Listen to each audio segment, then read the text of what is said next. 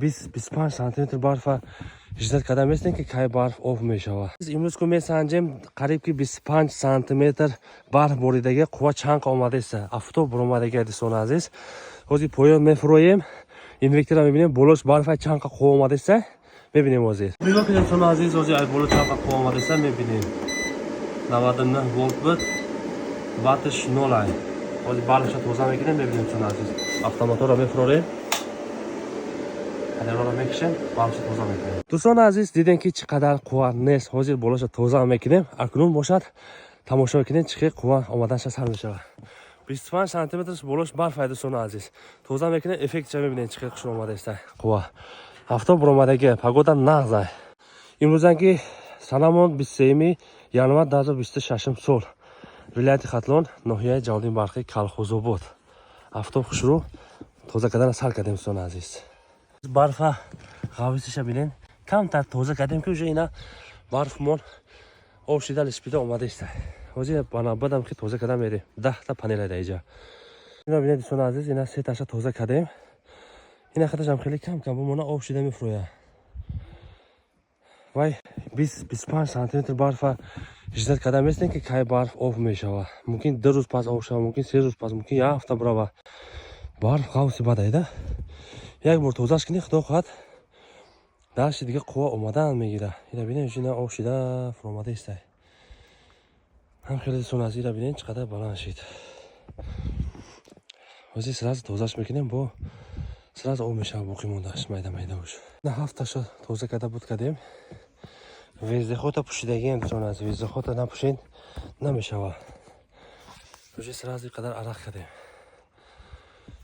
هم خیلی دوستان عزیز اینا سه تا دیگه ما اینا دوستان عزیز 10 پنل رو توزیع کرده بود کردیم. حاضر اکنون طرف این وکتور میدیم که چقدر قوه اومده است برق اومده است.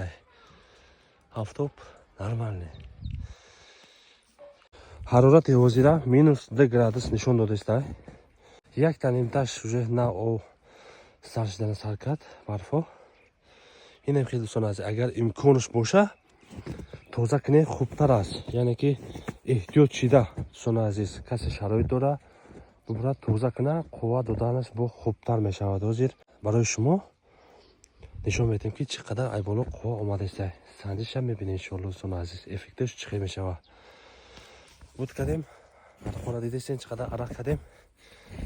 توزیع کردن آسان نیست. بالای بام دم راه گشتن آسان نیست. یکی طرفی ما تا جنگلی میانکای نرمال راه گشتن.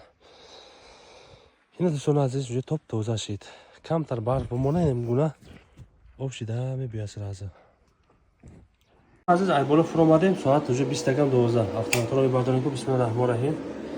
حاضر پیوست میشه کو چقدر قوه اومدنش میبینیم. سویت دولتی پیوست کردگی نیستیم. حاضر پنل خدا خود پیوست میشه میبینیم که چقدر قوه میبیاد.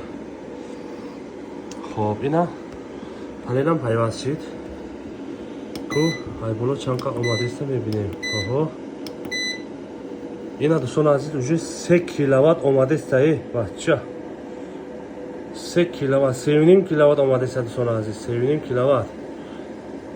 برفی را دیدیم چند قطعه توزیع کردیم قوه اومدنش نقص شد. راسخودی خانه را میبینیم. راسخودی خانمون 2 کیلووات 650 2.5 کیلووات زیاد است. ای بالا уже اینا تماشا کنین.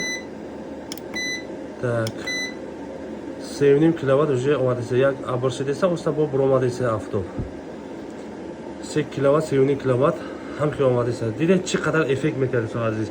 برف را تو آب شدن شدت کرده بسین بسیار میمونه دوستان عزیز. برش امکان قدر توزیع کنین قوه اومدنش با خوب میشود. اینا دوستان عزیز قریب که 1 کیلووات زیاد راسخود خانه شده است. مقصد باتری ذخیره شده است. باقی موندهش راسخود شده است. اینا افکت شدید دوستان عزیز. دوستان عزیز اینا دیدن افکتش چخله فکر شما چخله است. فکرتون در کامنتر نویسید دوستان عزیز. ویدیو ما محقق شده باشه یک تا لایک کنه فراموش نکنید. برای شما شتانشنی در کار باشد رقم ها در زیر نوار 987 17 90 95 به مالو زنگ زدم مراجعه کنید. منزل ما ولایت خاتلون دوستان عزیز ان شاء الله دستافکار سونافکومون هست. زنگ زدم مراجعه کنید. برای شما چند کیلو در کار در واتساپ می نویسید ان شاء الله برای شما نرخ نمایش هم باشه روان میکنید.